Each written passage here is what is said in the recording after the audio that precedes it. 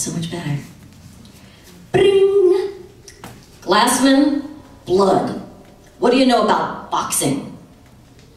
His name was Dick Blood. He was an alcoholic, racist, sexist, homophobic, ex-city editor of the New York Daily News turned my professor at Columbia Journalism School.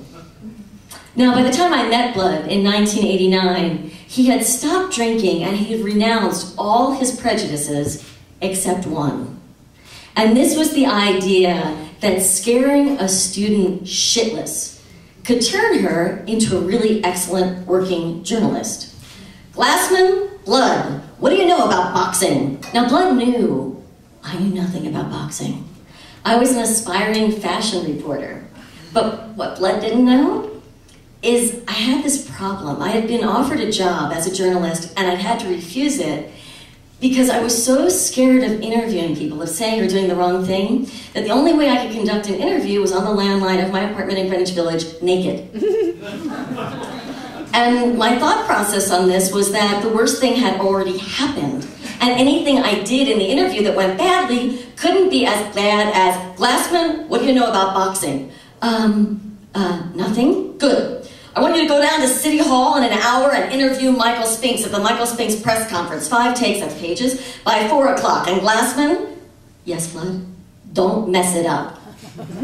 So now I'm sitting on the floor of the Barnes & Noble across from City Hall in New York City. That's 1989 version of Google. And I'm desperately reading every single book on boxing. And now I'm across the street at the press conference with all these guys smoking cigars and wearing fedoras with names like Scooter and Sonny LaRue. And they're saying, GKO, lightweight, featherweight. Michael Spinks is going, Sonny LaRue.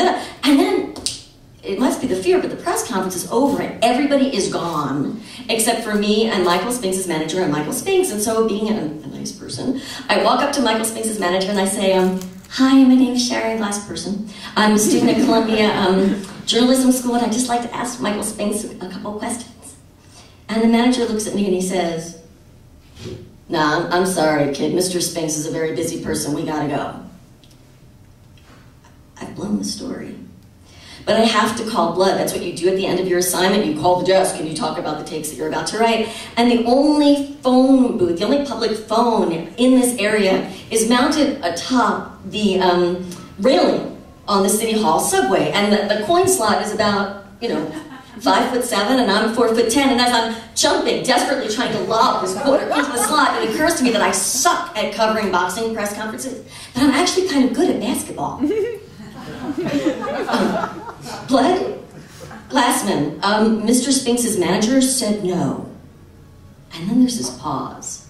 And you can hear Blood's caterpillar white furry eyebrow lifting 127 blocks uptown behind his little gold-rimmed spectacles, and he says, Glassman, where is Mr. Spinks now? In his limousine? And what is the position of the limousine window? Open?